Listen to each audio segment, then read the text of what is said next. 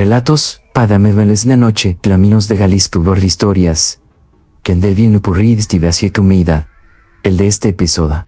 Inicia tus caminos polvorientos del estado de Jalisco. Pero no termina ahí. Pasará por colonias como La Tura. Por casas que se sienten volater. Por noches que cualquiera de nosotros ha vivido alguna vez. Esas noches en que la oscuridad parece respirar y los sonidos cambian de naturaleza. No importas y crees o no crees en este tipo de cosas. No importa si eres de los que dicen todo tiene explicación. Estas historias llegaron a nosotros de personas reales, con nombres reales, con familias reales que todavía hoy prefieren no hablar de lo que les pasó en voz alta, como si nombrarlo pudiera invitarlo de regreso. Así que si estás caminando solo esta noche, si estás manejando por una carretera oscura, si estás en casa y de repente escuchas algo que no deberías escuchar, ten cuidado, mucho cuidado, porque a veces lo que creemos que es nuestra imaginación es lo único que nos está protegiendo de ver la verdad. Empezamos. Hola, me llamo Rodrigo, tengo 27 años y vivo en Guadalajara. Aunque soy originario de un pueblito pequeño cerca de Atotonilco el Alto, en Jalisco, nunca había escrito a ningún podcast. De hecho, nunca pensé que lo haría. Pero desde hace como 2 años, escucho este programa y hay una historia cargando desde que tenía 9 años y que siento que ya es hora de contar. Aunque sé que gente te va a creer, no me importa, yo sé lo que vi. Esto ocurrió en diciembre. Creo que fue el 23 o el 24. Porque íbamos regresando de una posada en casa de unos tíos que vivían a unos 20 kilómetros del rancho donde yo crecí. Mi abuela Consuelo, mi abuelo Fidencio, mi tío Aurelio y yo. Mis papás no habían podido ir porque mi mamá estaba enferma y mi papá se quedó a cuidarla. La posada terminó tarde. Pasadas las 2 de la mañana, mi abuelo Fidencio manejaba una camioneta vieja, una Pickup blanca que ya tenía sus años, pero que nunca había fallado. El camino de regreso al rancho era de terracería, puro camino de tierra, lleno de baches y curvas cerradas que entre la noche y el frío se sentían todavía más solas que de costumbre. Yo iba dormido en la parte de atrás de la cabina, acurrucado contra la puerta, con una chamarra encima, haciendo las veces de cobija. El calor del motor y el movimiento monótono de la camioneta me tenían completamente dormido. No escuché nada, no sentí nada, hasta que el grito de mi abuela Consuelo me sacó de golpe del sueño. No era un grito de susto normal, era un grito que venía del estómago.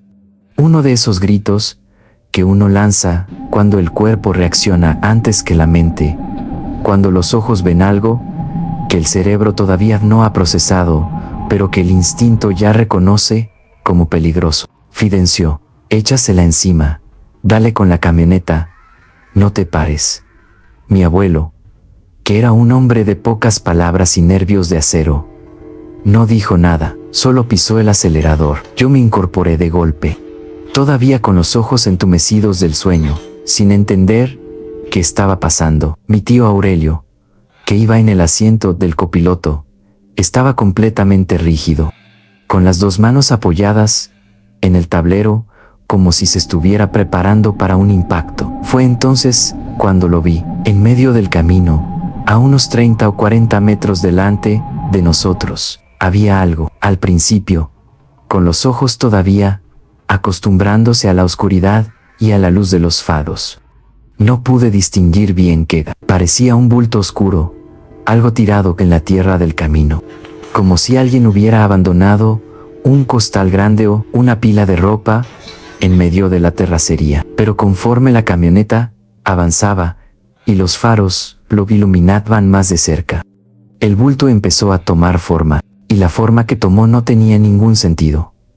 Era una mujer, estaba hincada en el suelo, de espaldas a nosotros, con el cuerpo inclinado hacia adelante como si estuviera rezando o recogiendo algo del piso. Llevaba ropa oscura, una falda larga que se extendía sobre la tierra, y el pelo suelto, muy largo, tan largo que casi le llegaba a la cintura. Al principio pensé que a alguna señora que se había caído o que se había sentido mal camino, alguna persona que necesitaba ayuda. Pero entonces se movió. Fue un movimiento lento, demasiado lento, como si el tiempo a su alrededor fuera diferente al nuestro. Se incorporó poco a poco desde la posición hincada, sin usar las manos para apoyarse. Simplemente se levantó con una verticalidad de extraña, como si un hilo invisible la jalara desde arriba,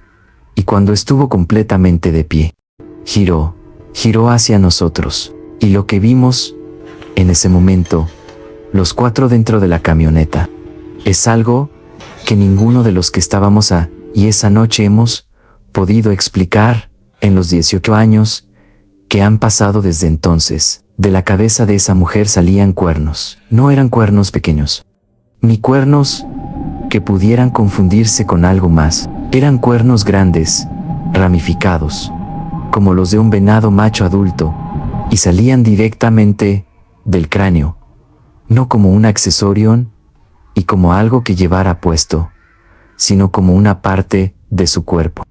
Como si hubieran crecido y de la misma forma en que le crecía el pelo, le crecían las manos, la cara.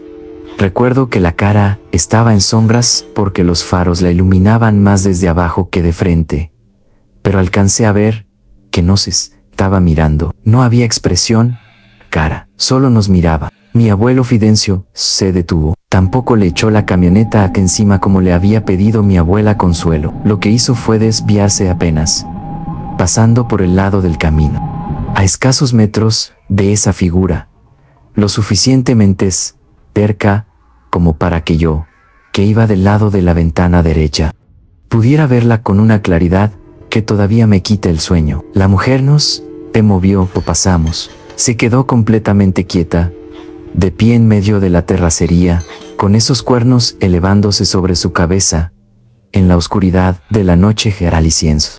Y nos vio alejarnos. Nadie dijo nada en todo el resto del camino. Llegamos al rancho, nos bajamos de la camioneta.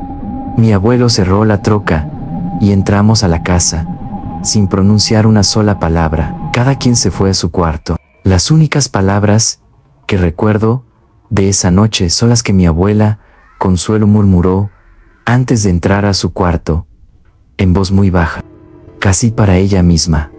Eso era una náhuatl, que Dios nos libre. A la mañana siguiente, durante el desayuno, mi tío Aurelio fue el primero en hablar del tema. Dijo que había soñado toda la noche con la figura del camino y que no había podido dormir bien. Mi abuela Consuelo sirvió el café sin sentarse, de pie junto a la estufa, y dijo que lo que habíamos visto era algo que ella ya había escuchado de su propia abuela cuando era niña, que en los caminos del campo a veces aparecen cosas que no son de este mundo, cosas que están y por alguna razón uno siempre puede entender. Mi abuelo Fidencio no habló, desayunó en silencio, como siempre, y se fue al trabajo. Pero esa tarde, cuando yo estaba jugando en el patio, lo vi hacer algo que nunca le había visto hacer antes. Salió de la casa con una rama de ruda que había cortado del jardín y la colocó sobre la puerta de la camioneta. Luego entró a buscar a mi abuela y le dijo algo en voz baja que yo no alcancé a escuchar. Esa noche mi abuela me llamó aparte, antes de que me fuera a dormir. Lo que viste anoche, Tamino, me dijo, no se lo cuentes a nadie de fuera, no a tus amigos, no en la escuela, no a nadie, ande la familia. Esas cosas, cuando uno las habla mucho, vuelven, ¿me entiendes?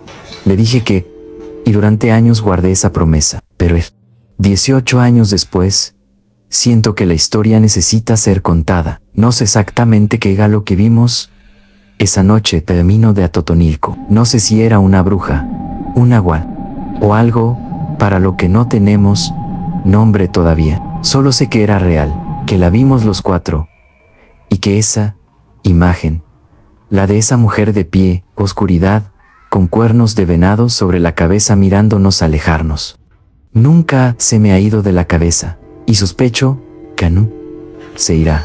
Mi nombre es Esperanza, y tengo 34 años. Soy de Guanajuato, de un barrio que está en la parte alta de la ciudad, cerca del Panteón de Santa Paula, aunque cuando era chica la colonia todavía no se llamaba así ni estaba tan habitada como ahora. Les voy a contar algo que le sucedió a mi mamá, doña Remedios, cuando ella tenía unos 10 o 11 años. Me lo contó varias veces a lo largo de los años, siempre con los mismos detalles, siempre con el mismo miedo en los ojos, aunque ya fuera una mujer adulta y ya hubieran pasado décadas desde aquella noche. Cuando mi mamá era niña, su familia vivía en las afueras de la ciudad, en una zona que en ese entonces era casi puro monte. No había alumbrado público, no había agua corriente, no había drenaje. Las casas eran de lámina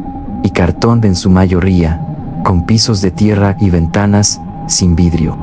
Solo marcos de madera con tela mosquitera si acaso. El camino para llegar a esas casas desde la ciudad era largo y oscuro, y cuando caía la noche la oscuridad era completa, sin luna ni farolas que la rompieran. Mi mamá era la mayor de 4 hermanos. Después de ella venían Celestino, que tenía 7 años, Dolores, que tenía 5, y el bebé de la familia, Jesucito, que entonces tenía apenas 8 meses. Sus papás, mis abuelos Porfirio y Salomé, salían a trabajar todos los días y regresaban hasta entrada la noche. Esto dejaba a mi mamá a cargo de sus hermanos desde que terminaba la escuela hasta que alguno de los 2 adultos llegaba a casa. Una responsabilidad enorme para una niña de 10 años. Pero así está la vida en esos años y en esas condiciones. Una tarde, mi mamá me contó, estaban los 4 en casa cuando los perros del vecindario empezaron a ladrar. No era un ladrido normal, era un ladrido desesperado, casi histérico. El tipo de ladrido que los perros reservan para cuando sienten algo que los humanos no podemos sentir. Los perros del barrio siempre ladraban por alguna cosa, por los gatos, por los transeúntes, por los ruidos de la noche, pero este ladrido era diferente, era sostenido, urgente, como una alarma que nadie apagaba. Al mismo tiempo, el pequeño Jesucito empezó a llorar, y este no era su llanto de siempre, el llanto de hambre o de sueño, sino un llanto distinto, más agudo, como si algo lo asustara, aunque estuviera en su cuna adentro de la casa. Mi mamá lo cargó para calmarlo. Celestino y Dolores se le arrimaron instintivamente, como hacen los niños cuando sienten algo está mal aunque no sepan exactamente qué. Después de unos minutos, el ladrido de los perros fue disminuyendo y mi mamá pensó que tal vez había sido algún animal del monte pasando cerca. Se relajó un poco y empezó a preparar la cena, o lo que hubiera en casa para cenar. Como ya estaba oscureciendo, encendió las velas. No había luz eléctrica, así que las velas eran lo único que tenían para iluminar la noche. Pero como media hora después de ese primer susto, su perro, un perro chico y flaco al que llamaban Canelo, empezó a comportarse de manera muy extraña. Canelo era un perro nervioso de por sí, que ladraba por cualquier cosa. Pero lo que hizo esa noche, Patiferda, se paró frente a la puerta principal y empezó a rascar la madera con las patas, aullando bajito, casi llorando, con la cola entre las patas y el cuerpo encogido como si quisiera hacerse pequeño. Canelo nunca había hecho eso, me dijo mi mamá cada vez que me contaba esta historia. Era como si supiera. Afuera había algo y no quisiera que entrara, pero tampoco se atrevía a ir a enfrentarlo. Fue entonces cuando las velas se apagaron, todas al mismo tiempo. No había viento adentro de la casa, No había corriente de aire. No había ninguna razón para que 5 velas encendidas en distintos puntos del cuarto se apagaran al mismo tiempo, pero se apagaron, y la oscuridad que quedó fue absoluta. Una oscuridad que mi mamá describía como si tuviera peso, como si pudiera sentirse sobre la piel. Tranquilos, les dijo a sus hermanos. Aunque ella misma no estaba tranquila, para nada, fue el aire. Ahorita prendemos otra vez. Empezó a buscar a tientas los cerillos que guardaban en una lata sobre la repisa. Celestino se aferró a su brazo. Dolores empezó a llorar en silencio. El bebé Jesucito seguía llorando en su cuna. Y fue entonces cuando empezaron los rasguños. Venían de las paredes. Eran un sonido rasposo, lento, deliberado, como si alguien o algo pasara las uñas sobre la madera desde afuera, siguiendo el contorno de la pared. Mi mamá se quedó helada, con los cerillos en la mano. Canelo dejó de aullar y se metió debajo de la cama, completamente en silencio, lo cual, según mi mamá, era lo más aterrador de todo.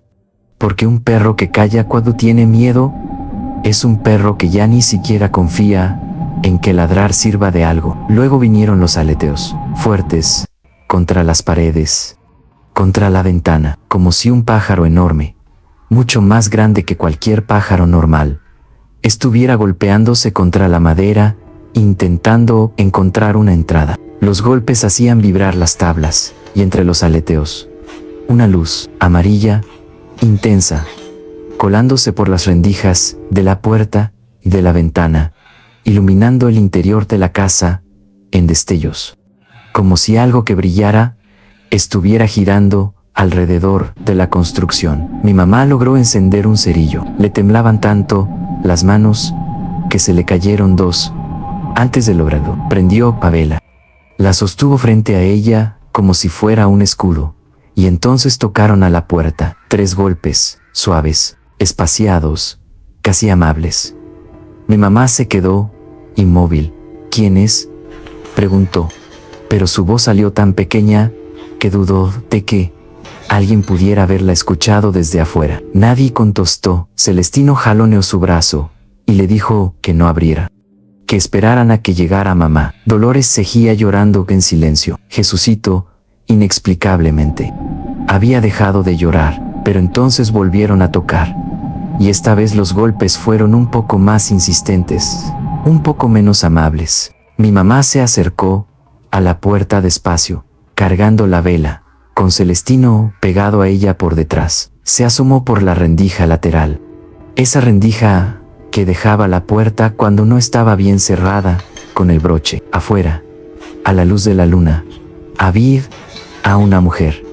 Era una mujer que mi mamá no reconoció, lo cual era raro en sí mismo porque, la colonia tan pequeña, todo el mundo se conocía. Llevaba un vestido largo, oscuro, con algo que parecía encaje en el cuello. El cabello lo traía suelto y muy negro, brillando bajo la luna. La cara, decía mi mamá, estaba muy maquillada para ser una mujer de rancho, con los ojos muy oscuros y los labios pintados de rojo.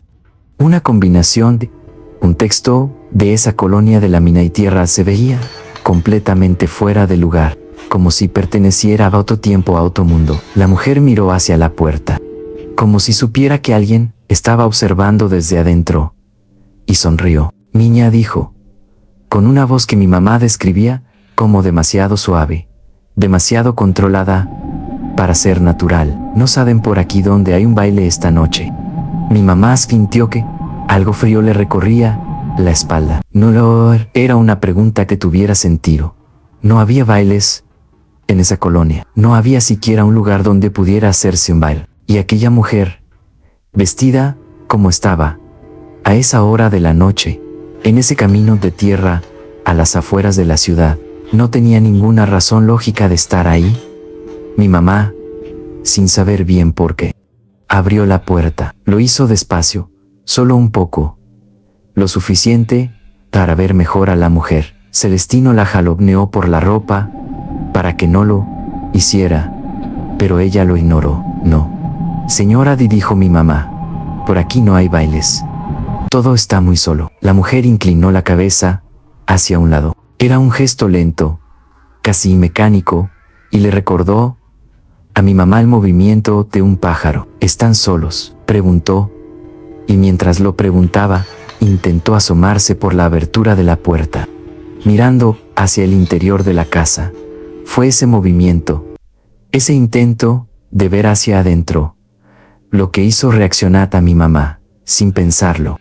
Cerró la puerta de un golpe y echó el broche con dedos temblorosos. Empujó a Celestino y a Dolores hacia el fondo de la casa, hacia el cuarto más interior, y los hizo sentarse en el suelo junto a la cuna del bebé. Los aleteos volvieron, más fuertes que antes. La luz amarilla regresó, más intensa. Algo golpeó la ventana con una fuerza que hizo temblar el marco de madera, y luego, de golpe, todo paró. Silencio, un silencio tan completo que resultaba casi más aterrador que los ruidos. Mi mamá no se movió del cuarto trasero. Los 4 niños se quedaron ahí sentados, abrazados, sin hablar, escuchando su propia respiración o oscuridad. Hasta que unos 20 o 30 minutos después escucharon la voz de doñas Salomé desde afuera, llamándolos por sus nombres. Remedios, Celestino, abran, soy yo. Mi mamá reconoció la voz de su madre y fue a abrir. Doña Salomé entró agitada, con los ojos muy abiertos, y antes de que mi mamá pudiera contarle nada, fue ella quien habló primero. ¿Qué pasó aquí? Había una mujer afuera, detrás de la casa. La vi cuando venía llegando. Estaba parada, muy quieta, con un rebozo cubriéndole la cabeza, mirando hacia la ventana del fondo. Cuando me vio a mí, desapareció. Así nomás, desapareció. Mi mamá le contó todo. Doña Salomé la escuchó sin interrumpirla. Cuando llegó don Porfirio, también les contó. Don Porfirio salió a revisar alrededor de la casa con un machete. No encontró a nadie, pero sí encontró algo en el árbol de capulín. Crecía junto a la pared trasera de la casa. Había una gallina, decía mi mamá, una gallina enorme, negra, mucho más grande que cualquier gallina normal. Estaba parada en una rama del árbol mirándonos. Mi papá le tiró el machete y el animal voló, pero el sonido que hizo al volar no era sonido de gallina normal, era un aleteo pesado, lento, como el de algo mucho más grande. Esa noche doña Salomé sacó el agua bendita que guardaba en un frasco sobre el altar de la cocina. Los roció a todos.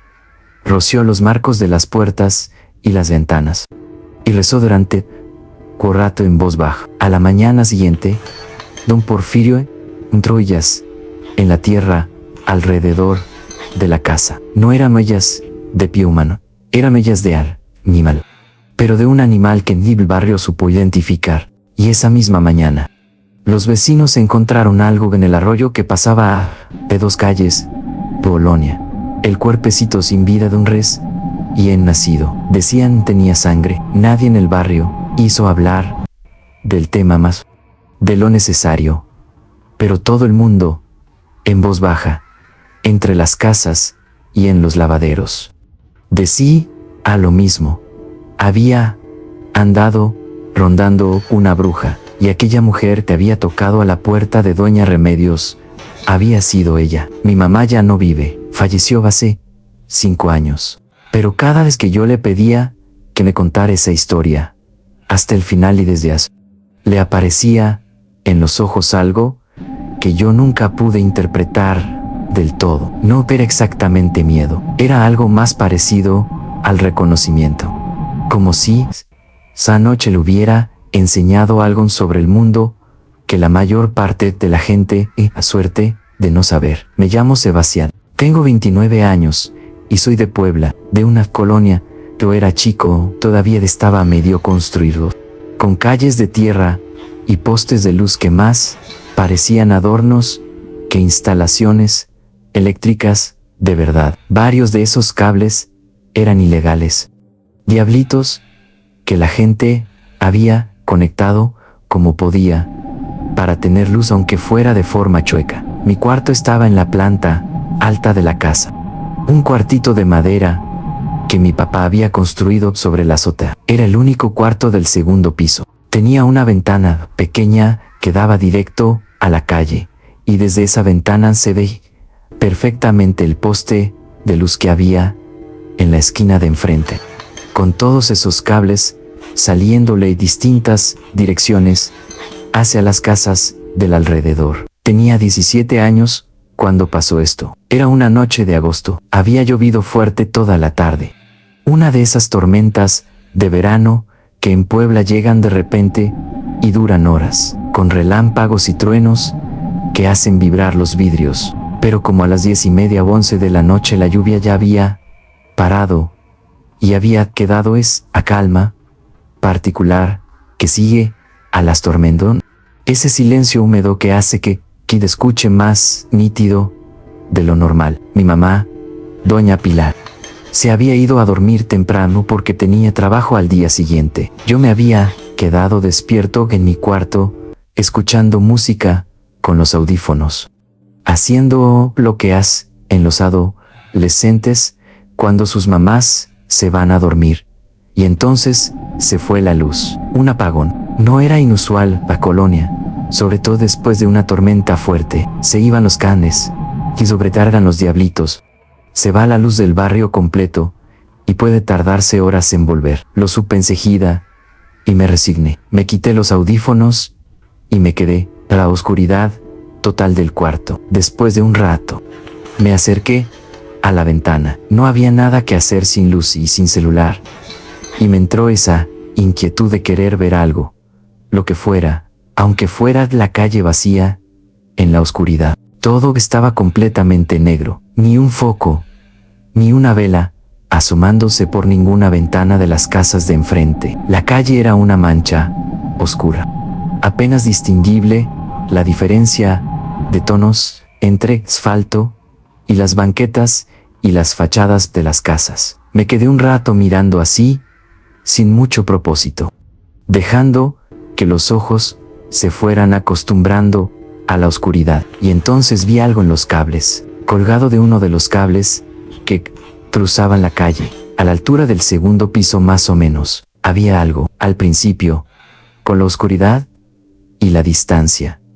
Lo tomé por una bolsa de plástico. Ya saben, esas bolsas negras de basura que vuelan con el viento durante las tormentas y se quedan atoradas en los cables, en las antenas, en los árboles. Era lo más lógico. El objeto se movía despacio, balanceándose con lo que quedaba de viento después de la lluvia. Era grande para ser una bolsa, pensé, pero tampoco era imposible. Estuve a punto de cerrar la ventana y tratar de dormir cuando pasó un coche por la calle. Las luces del carro iluminaron brevemente. El vehículo pasó por un tope y los faros apuntaron hacia arriba. Y vi que era una bolsa. Era una mujer. Estaba colgada del cable agarrada con una mano, solo una mano, el brazo extendido hacia arriba sujetando el cable con los dedos. El cuerpo colgando libremente, como si no pesara nada. Como si la gravedad no aplicara igual para ella que para el resto de los seres vivos. Llevaba ropa oscura, el pelo largo suelto cayendo hacia abajo. No se movía más que ese balanceo lento del viento. No hacía ningún esfuerzo visible sostenerse. Simplemente estaba ahí, colgada, mirando hacia abajo, hacia la calle. Me quedé completamente paralizado. Mi primer pensamiento fue que era alguna persona que estaba robando cables, que se había subido al poste y se había trasladado por el cable. Pasaba en las colonias nuevas, la gente que robaba el cobre de los cables de la luz. Pero enseguida, ese pensamiento se cayó solo. Los cables estaban a una altura donde ninguna persona podría llegar sin una escalera muy grande. Y además estaban a varios metros del poste más. No había forma de que alguien hubiera llegado ahí sin que yo lo hubiera visto trepar. Y además, esta persona no estaba intentando bajar. No pedía ayuda. No se movía con urgencia. Simplemente estaba colgada ahí, quieta, balanceándose. Parpadeé varias veces, intentando convencerme de que estaba viendo mal. La oscuridad el cansancio, la resaca visual de haber estado con los audífonos y los ojos cerrados un rato antes. Me dije que irregularmente hará la bolsa de plástico y que mi mente estaba construyendo una figura humana donde no la había, pero la figura seguía ahí. Y entonces se movió. Fue un movimiento pequeño, casi imperceptible. La cabeza giró despacio, muy despacio, como si hubiera detectado algo. Giró hacia la izquierda, hacia las casas del otro lado de la calle. Me volví a decir que era una bolsa, que el viento estaba moviendo, que los pliegues del plástico creaban la ilusión de una forma humana, que el cerebro humano está diseñado para encontrar caras y figuras donde no las hay. Pero entonces pasó otro coche. Las luces iluminar pon la escena otra vez, y esta vez con más claridad. Era una mujer de entre 60 y 70 años. La cara delgada, los ojos abiertos, el pelo gris y negro mezclado, cayendo hacia abajo. La mano que sujetaba el cable, a una mano huesuda, con los nudillos marcados, con una fuerza en el agarre que resultaba completamente antinatural para una mujer de esa edad o para cualquier persona. En realidad, no había ningún esfuerzo en esa postura. Era como si colgar de un cable con una mano a 6 metros de altura fuera para ella tan cómodo como sentarse una silla, y en el instante que las luces del coche la iluminar con de lleno, ella giró la cabeza hacia mí, hacia mi ventana. Nos miramos. Sé que suena imposible dado el contexto. Sé que es difícil de creer que, y el segundo de iluminación, y a esa distancia pudiera asegurar que me estaba mirando a mí específicamente, pero lo aseguro, había algo en la dirección de esa mirada, algo en la forma en que la cabeza giró, que no dejaba lugar a dudas. Sabía que yo estaba ahí. El coche pasó, la oscuridad volvió, y cuando mis ojos se readaptaron a la noche, la mujer ya no estaba en el cable. Me quedé mirando durante varios minutos, esperando verla en el suelo, esperando escuchar el ruido de alguien bajando por el poste, esperando pasos en el techo sobre mi cabeza. Nada. La calle estaba vacía y silenciosa. Ni siquiera los perros estaban ladrando. No dormí esa noche. Al día siguiente, conté a mi mamá, doña Pilar. Ella frunció el ceño y me dijo que probablemente era algún ratero que andaba robando cables, que después de la tormenta pasaba mucho. Me aferré a esa explicación durante varios días. Era lógica, era razonable. Era el tipo de explicación mite seguir viviendo con normalidad. Pero una semana después, me asomé a revisar el cable donde había estado la figura y noté algo que se me había escapado la noche del apagón. Ese cable en particular estaba a casi 7 metros de altura y el poste más cercano estaba a más de 4 metros de distancia. No había ninguna forma de llegar a y no con una escalera normal, no trepando por el poste, no de ninguna manera que yo pudiera imaginar, y menos aún de bajarse de allí sin hacer ruido y sin que no te lo viera. Han pasado 12 años desde esa noche. Todavía me asomo por esa ventana cuando voy a visitar a mi mamá, aunque la colonia ya cambió mucho, y ya pone ese poste y esos cables. Pero el recuerdo está ahí, la figura de esa mujer colgada en la oscuridad, balanceándose despacio con el viento, mirando hacia mi ventana. A veces sueño con eso, sueño que me asomo por la ventana y ahí está ella, en el cable. Pero en el sueño, no hay coches que pasen y la iluminen. Solo está la figura en la oscuridad. Y yo sé que, mirando, aunque no pueda verle los ojos, me despierto antes de que haga cualquier otra cosa. Ojalá algún día esos sueños pare. Esta historia me la contó mi vecina, doña Natividad, que tiene más de 80 años y todavía vive sola en la misma casa donde nació, en un callejón angosto del centro de San Luis Potosí, que la gente del barrio llama el Callejón de las Ánimas.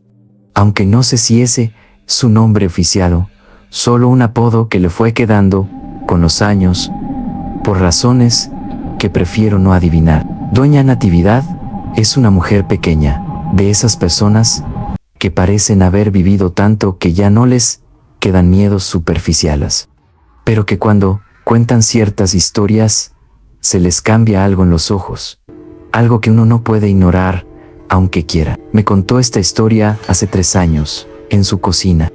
Mientras tomábamos café, me la contó despacio, sin adornos, con la voz tranquila de alguien que, tiempo, aceptó que lo que vivió fue real. Si ya no necesita convencer a nadie de ello. Tenía ella 16 años, cuando su familia se mudó. A casa del callejón. Era una casa vieja, de 2 planos, con paredes de adobe, y un patio interior, donde crecía un naranjo. La planta baja era para todos. La cocina, la sala, el patio. La planta alta tenía 3 cuartos. Uno para sus papás, don Celestino y doña Amparo. Uno para sus hermanos mayores Isidro y Nicolás. Y uno para ella y su hermana menor Lourdes. Desde el primer día que vivieron ahí, la casa se sentía diferente. No había nada específico que pudiera señalarse. No había ruidos inexplicables, ni objetos que se movieran solos. Era solo una sensación, una presencia, como si la casa estuviera llena de algo que no se veía, pero que se sentía en el grosor del aire. Sobre todo de noche, sobre todo en el pasillo que conectaba los 3 cuartos del segundo piso. No era miedo exactamente, me explicó doña Natividad. Era más como incomodidad, como cuando sabes que hay alguien detrás de ti aunque no hayas escuchado nada. Los primeros meses no pasó nada que pudiera considerarse sobrenatural, solo esa sensación persistente. Ese peso en el ambiente. Ninguno de los miembros de la familia sonaba en voz alta, pero que todos compartían. Hasta la noche del 1 de noviembre, Día de Muertos, la familia había estado en el panteón por la tarde, visitando las tumbas de los abuelos y los bisabuelos, y regresaron a casa entrada la noche. Pusieron el altar en la sala como todos los años, con las fotografías, las flores de cempasúchil, el pan de muerto, el agua y la sal, los objetos que habían pertenecido a los difuntos. Doña Natividad se fue a dormir tarde, pasada la medianoche, y tardó en conciliar el sueño. Su hermana Lourdes ya dormía en la cama de al lado. Fue como a la 1 de la mañana cuando doña Natividad escuchó algo en el pasillo. No eran pasos exactamente, era más como un roce, un sonido de ropa rozando contra el suelo, muy lento, moviéndose por el pasillo de un extremo al otro. Pensó que era alguno de sus hermanos, levantándose al baño. Pero el sonido no se detuvo en el baño. Siguió, de un lado al otro del pasillo. Una vez, otra vez, una tercera vez. Doña Natividad se incorporó en la cama y escuchó. El sonido continuó. Y entonces, empezó a escuchar también algo más. Una respiración, no la de Lourdes, que dormía tranquila a su lado. Una respiración que venía del pasillo, acompasada, lenta, demasiado cerca de la puerta del cuarto. Me dieron ganas de gritar, me dijo doña Natividad, pero algo me lo impidió. Era como si gritar fuera a empeorar las cosas. Se quedó completamente inmóvil, con los ojos fijos en la puerta cerrada del cuarto. La rendija bajo la puerta dejaba pasar un poco de luz de la luna que entraba por la ventana del pasillo, y entonces vio que la luz de la rendija se cortaba. Alguien estaba parado justo del otro lado de la puerta. Doña Natividad no respiraba. Veía la sombra de unos pies en la rendija de luz, inmóviles, plantados frente a su puerta. Esperó a que la sombra se moviera, a que quien estuviera ahí siguiera de largo hacia el baño o volviera a su cuarto. Pero la sombra no movió. Estuvo ahí durante lo que doña Natividad calculó que fueron varios minutos. Aunque bien sabe uno que en esos momentos el tiempo se distorsiona y lo que parecen 20 minutos pueden ser 3 y lo que parecen 3 pueden ser 20. Y entonces el pomo de la puerta empezó a girar, despacio, muy despacio, sin ningún sonido. Doña Natividad dice que lo que hizo en ese momento Fue lo primero que se le ocurrió, y que hoy, 80 años después, no sabe si fue instinto o gracia divina. Se sentó en la cama, extendió el brazo, sacudió a su hermana Lourdes para despertarla, y dijo en voz alta y clara: en el nombre de Dios, fuera de aquí. El pomo se detuvo, la sombra en la rendija desapareció, y en el pasillo, el sonido del roce de ropa se alejó lentamente, hasta que no se escuchó más. Lourdes se despertó, confundida. Doña Natividad le dijo que había tenido una pesadilla y que se volviera a dormir. No quiso asustarla, pero ella no volvió a dormir esa noche. Se quedó sentada en la cama, mirando la puerta, hasta que amaneció, y la luz del día llenó el cuarto. A la mañana siguiente, habló con su mamá, doña Amparo, en la cocina, en voz baja, para que no escucharan los demás. Doña Amparo la escuchó, sin interrumpirla. Cuando terminó, no mostró sorpresa, solo asintió y dijo: yo también lo escuché. Lleva semanas dando vueltas en el pasillo, no es de ahora. Resulta que doña Amparo llevaba semanas escuchando esos mismos ruidos en el pasillo y no había dicho nada para no asustar a los hijos. Y don Celestino, su esposo, había visto sombras moverse bajo la puerta de su propio cuarto en más de una ocasión, pero tampoco había querido mencionarlo. La familia mandó llamar al párroco de la iglesia más cercano. El padre Epifanio fue a la casa, la recorrió completa, rezó en cada cuarto y en el pasillo, bendijo las puertas y las ventanas con agua bendita y sal. Esa noche doña Natividad durmió tranquila y nunca más volvió a escuchar el roce del pasillo ni a ver sombras bajo la puerta. Pero hay algo que doña Natividad me contó al final de Tatat en su cocina, algo que guardó para el último momento, como si hubiera necesitado prepararse para decirlo. El día después de la visita del padre Epifanio, don Celestino estaba limpiando el patio interior cuando encontró algo que enterrado en la tierra, debajo del naranjo. Lo desenterró con cuidado, pensando y le diría alguna raíz o alguna piedra. Era un bulto envuelto en tela negra, adentro había pelos, hueso pelaño que lo hicieron identificar, y un papel doblado, muchas veces con nombres escritos a mano. Uno de esos nombres era el de don Celestino, otro era el de doña Amparo. El padre Epifanio volvió, quemó el bulto en el patio y rezó durante 1 hora sobre las cenizas. Doña Natividad no sabe qué enterró y ni cuándo ni por qué. La casa había tenido varios inquilinos antes que ellos y nunca pudieron rastrear el origen de ese objeto. Solo sabe que estuvo enterrado bajo el naranjo. Algo vivía en el pasillo de esa casa, y que cuando lo sacaron, lo que fuera que vivía ahí se fue. ¿Qué era exactamente?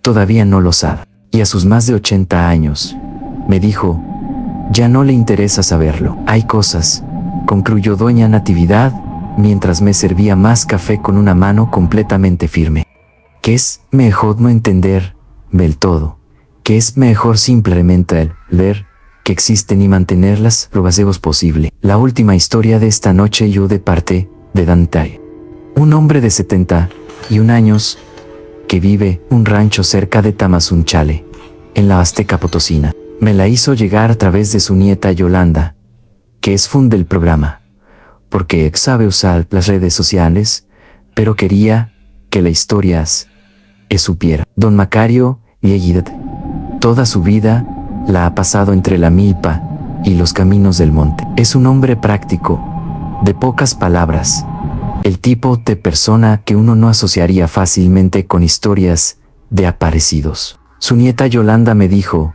que en sus 71 años nunca lo había visto hablar de cosas sobrenaturales, y que el hecho de que quisiera contar esta historia era, en sí misma, una señal de que algo lo había marcado profundamente. Ocurrió hace como 30 años, cuando don Macario tenía alrededor de 40. Era la época de la siembra y andaba en la milpa hasta tarde, revisando las matas de maíz que estaban empezando a crecer. No era raro que se quedara trabajando hasta que oscureciera.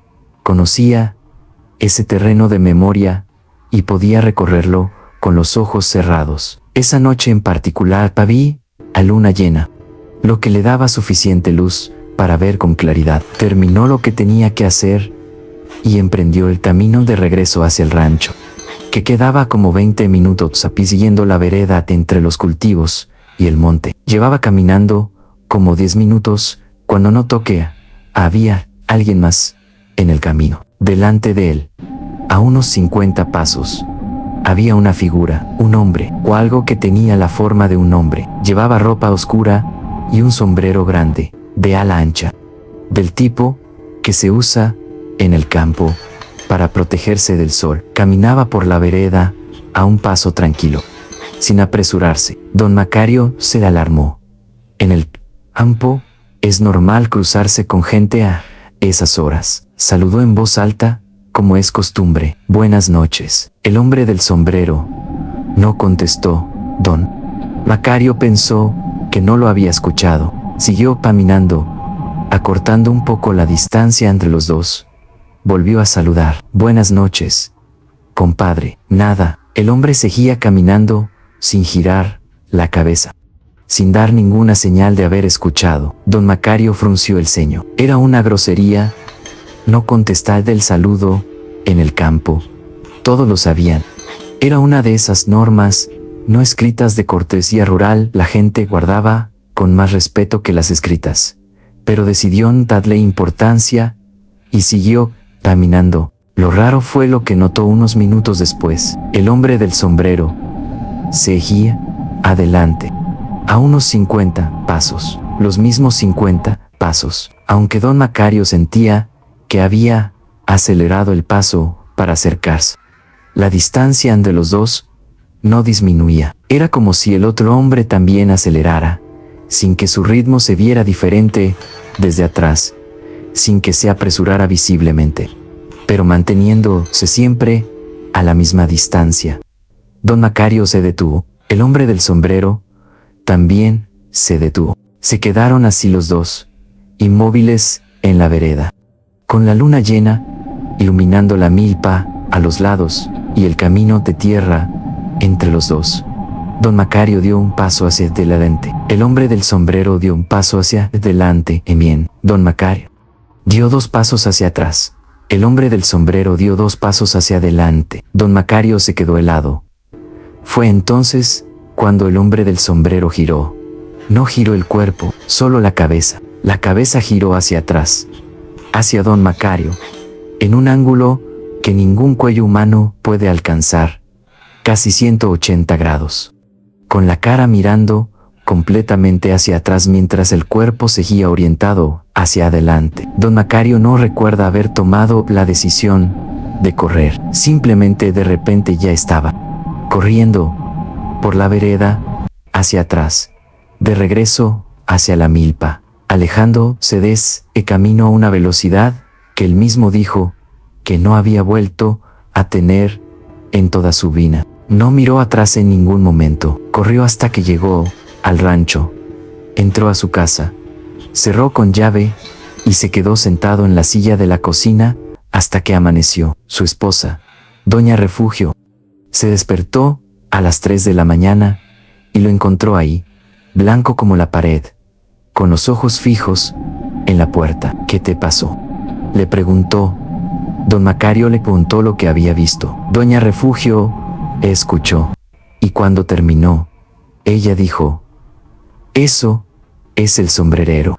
Mi abuela siempre decía que andaba por los caminos del monte de noche, que si te lo encuentras, no lo saludas, no lo sigues y no volteas para verlo. Si te saluda él, tampoco contestas, nomás te persignas y te regresas por donde veniste». Don Macario no había escuchado nunca esa historia. Nunca nadie le había advertido sobre el sombrerero. Y sin embargo, por alguna razón no supo explicar, cuando la figura del camino giró la cabeza en ese ángulo imposible, Algo muy primitivo dentro de él supo que tenía que correr. La milpa de ese terreno la siguió trabajando durante años. Nunca volvió a cruzarse con el hombre del sombrero, pero sí me contó, a través de su nieta Yolanda, que desde esa noche nunca más volvió a caminar solo por esa vereda después de que oscureciera, que mandaba a sus hijos o a sus peones,